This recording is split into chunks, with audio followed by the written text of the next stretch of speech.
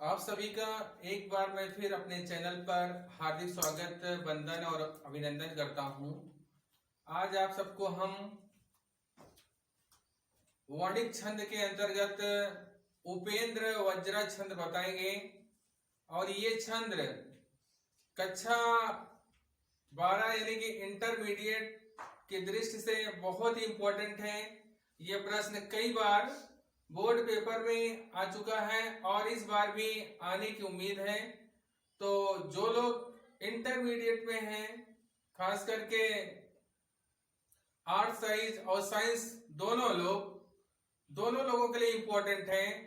साथ ही साथ जो लोग हिंदी विषय से किसी प्रतियोगी परीक्षा की तैयारी करते हैं, उनके लिए भी ये प्रश्न बहुत ही इंपॉर्टेंट है। आप लोग इसकी परिभाषा, उदाहरण और इसमें जो सूत्र होता है उसको भी बहुत ध्यान से समझें, जिससे कि आपको बोर्ड परीक्षा में किसी प्रकार की कोई दिक्कत ना हो। जो लोग यूपी बोर्ड से पढ़ते हैं, खास करके लिए उन विद्यार्थियों के लिए, इंटरमीडिएट के स्टूडेंट के लिए ये बहुत इंपॉर्टेंट है। तो जो प्रश्न है वो प्रश्न ये है कि उपेंद्र वज्रा किसे कहते हैं, उदाहरण सहित लिखें। ये आपका प्रश्न बनता है। तो इसके लिए आप क्या करेंगे, सबसे पहले उपेंद्र वज्रा की परिभाषा आप लिखेंगे, उसके बाद उसका उदाहरण। तो आपका टाइम ज्यादा लॉस ना हो, इसके लिए हमने पहले ही लिख दिया है। आप लोग इस परिभाषा को समझें। हेडिंग लिखें आप, उपेंद्र वज्रा। अब इसकी परिभाषा क्या है, यह समवृत्त वर्णिक छंद है। अगर इसे सीधा सीधा हम कहें तो यह वर्णिक छंद है। और कैसा, समवर्णिक छंद। इसका मतलब ये होता है कि इसमें जितने भी चरण होते हैं सभी चरण में एक समान वर्ण होते हैं। दूसरा पॉइंट है, इसके प्रत्येक चरण में 11 वर्ण होते हैं। तो उपेंद्र वज्रा में जितने भी चरण होते हैं सभी चरण में 11 वर्ण होते हैं। अगर हम वर्णों की अगर हम गिनती करेंगे तो हम ये पाएंगे कि सभी चरण में 11 वर्ण होते हैं। और तीसरा पॉइंट इसका है कि इसमें जगड़, तगड़, जगड़ का क्रम होता है। तो इसका जो क्रम होता है, पहले जगड़ होता है, फिर तगड़ होता है, फिर जगड़ होता है। इस तरह का आपका गढ़ का क्रम होता है।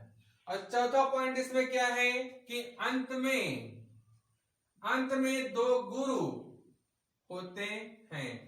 अच्छा, गुरु का मतलब यहां पर यह है कि अंत में जो वर्ण रहेंगे उसमें गुरु मात्रा रहेगी। यानी कि गुरु की मात्रा को हम सीधा सीधा समझें तो 2 मात्रा रहती है।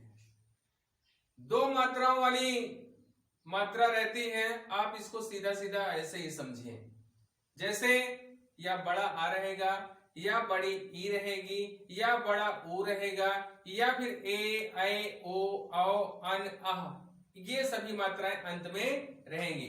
ये ना तो छोटा रहेगा, ना छोटी ई रहेगी, ना छोटा ऊ रहेगा, ना तो री रहेगी। तो ये आपको इसकी परिभाषा है। उम्मीद करते हैं कि आपकी समझ में आ गई होगी परिभाषा। अब इसका हम उदाहरण देखते हैं।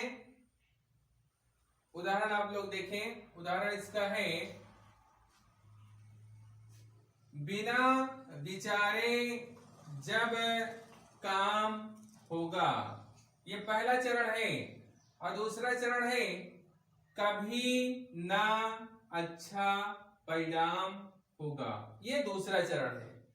तो दोनों चरण में हम अब ये देखें कि 11 वर्ण है कि नहीं है, क्योंकि हम परिभाषा में क्या लिखे हैं कि प्रत्येक चरण में 11 वर्ण होते हैं। तो सबसे पहले इसी को हम गिन लेते हैं।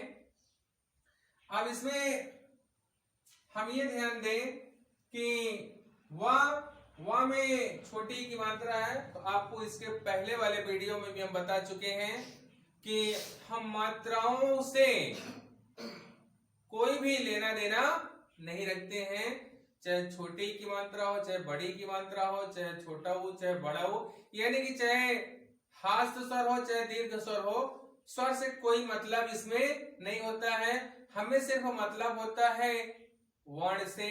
और अगर कोई बीच में या स्टार्टिंग में आधा वर्ण है तो उसकी गिनती हम नहीं करते हैं।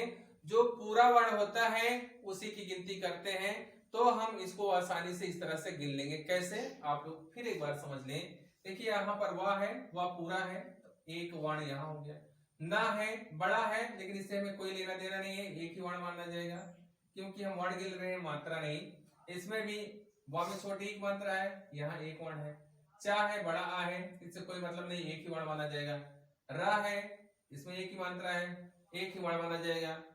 अब इसी तरह जा में एक वर्ण है, बा में भी एक वर्ण, का एक वर्ण हो गया, मा ये भी पूरा हो गया।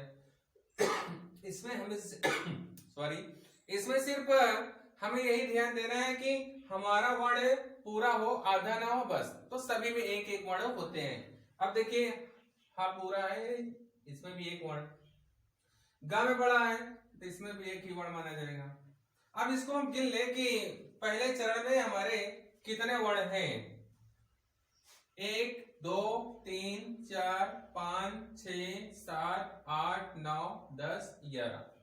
अब यहां पर हम लिख सकते हैं 11 वर्ण। पहले चरण में भैया कितने वर्ण हो गए? 11। अब इसी तरह दूसरा चरण में भी हम जो भी वर्ण है उनको गिन लेते हैं।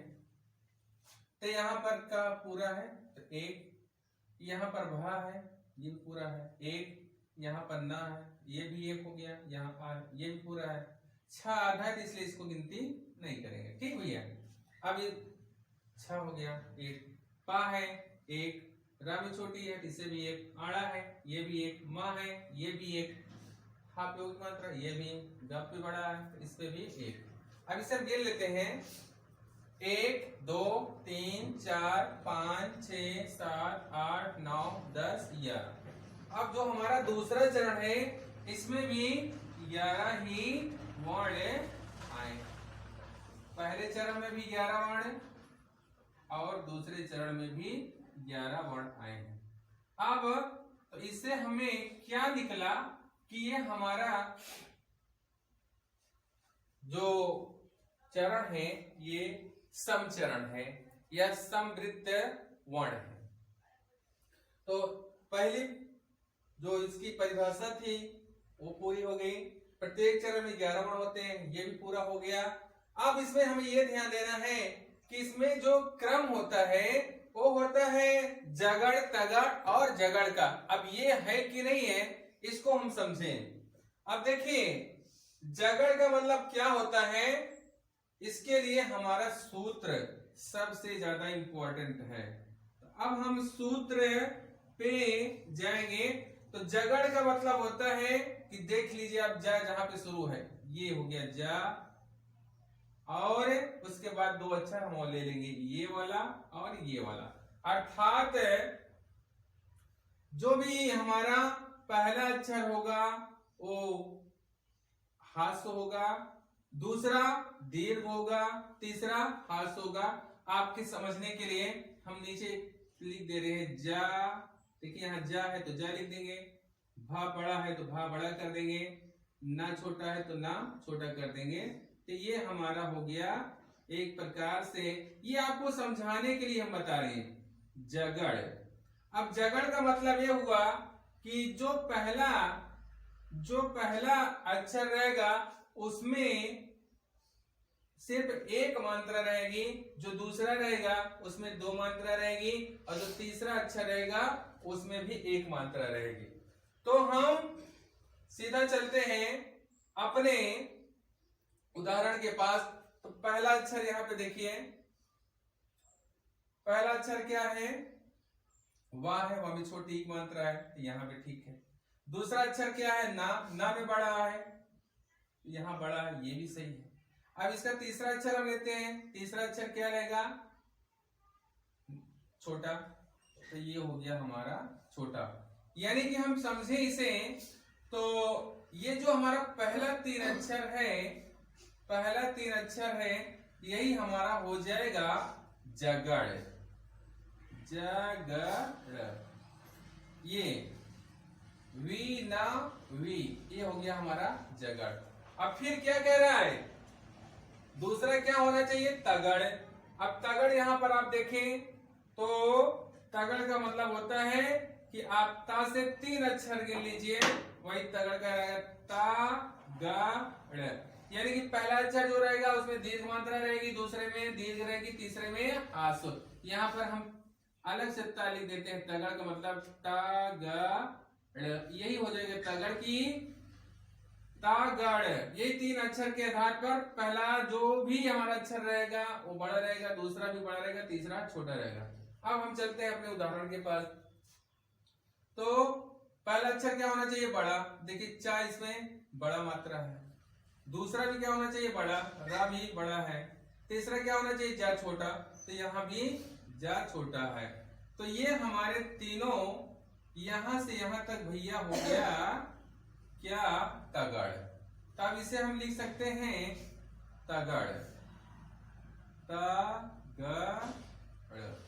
अब क्या बचा है, क्या रहा है कि फिर जो हमारा अगला क्रम होगा वो होगा जगड़। अब जगड़ के लिए फिर हम ज से लेकर के तीन अक्षर जो लिखेंगे वही हमारा जगड़ कहलाएगा, ये हो जाएगा जगड़। अब जगड़ का मतलब हुआ, यहाँ पे लिख देते, ये इसे हम मानते हैं जा, इसे मानते हैं ग, इसे मानते हैं ड़। यानी कि जो अगला तीन अक्षर है वही हमारा जगड़ कहलाएगा। यानी कि पहला अक्षर बड़ा होना चाहिए, सॉरी पहला अक्षर छोटा होना चाहिए, दूसरा बड़ा और तीसरा छोटा। अब हम अपने उदाहरण में चलते हैं। उदाहरण का पहला अक्षर देखते हैं, छोटा होना चाहिए, देखिए यहाँ बा छोटा है, ठीक है।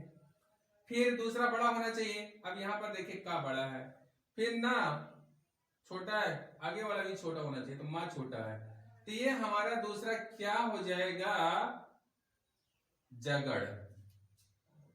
ये हमारा हो गया जगड़। जगड़ में क्या होता है, पहला छोटा, दूसरा बड़ा, तीसरा छोटा। हाँ, तो ये हमारा उदाहरण इस तरह से हो गया कंप्लीट। अब एक और बात इसमें बची है, कह रहा है कि और अंत में दो गुरु होते हैं। यानी कि अंत में जो भी अक्षर होते हैं वो गुरु होते हैं। अगर इसको हम सीधा सीधा समझे तो इसका अर्थ ये होता है कि अंत के दो अक्षर जो भी होंगे उसमें दीर्घ मात्रा रहेगी। तो हम पहले चरण के दोनों अक्षरों को देख लेते हैं जो अंत में है, और दूसरे चरण के दोनों अक्षरों को हम देख लेते हैं जो अंत में है, वो दीर्घ हैं कि नहीं है। गुरु का मतलब दीर्घ ही होता है। अब यहाँ पर हम देखते हैं, देखिए अंत का, सबसे अंत का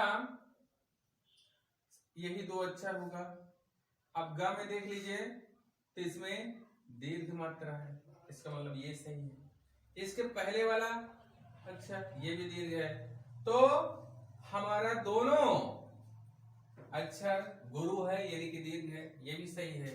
अब दूसरे चरण का भी हम देख लेते हैं। अंत वाला अक्षर दीर्घ है, बड़ा है। हाँ में ओ की मात्रा है तो ये भी दीर्घ है, क्योंकि ओ की मात्रा और बड़ा दीर्घ माना जाता है, और दोनों में भी ओ की मात्रा और दीर्घ बड़ा आ है, तो इसलिए दोनों में गुरु स्वर हैं। तो आपकी परिभाषा के अनुसार उदाहरण भी हमारा एकदम सही है। तो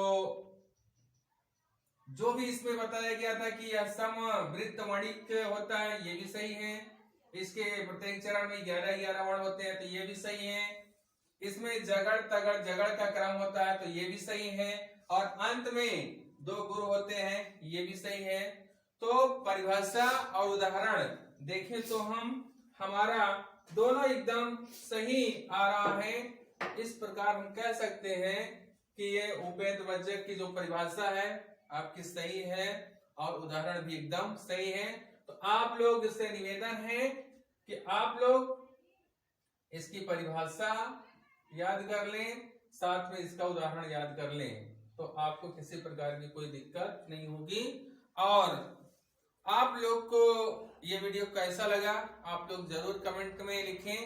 और आप सबसे एक छोटी सी रिक्वेस्ट है कि आप लोग हमारे वीडियो को शुरू से अंत तक देखें और अपने दोस्तों के पास शेयर करें।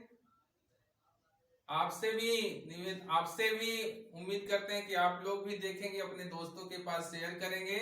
साथ ही साथ अपने दोस्तों को भी कहिए कि आप लोग शेयर करें, जिससे कि हमारा वीडियो ज्यादा से ज्यादा लोग देख सकें और आप लोग हमारे वीडियो को सब्सक्राइब भी करें। एक बार मैं फिर आप सभी को अपना वीडियो देखने के लिए बहुत बहुत धन्यवाद देता हूं।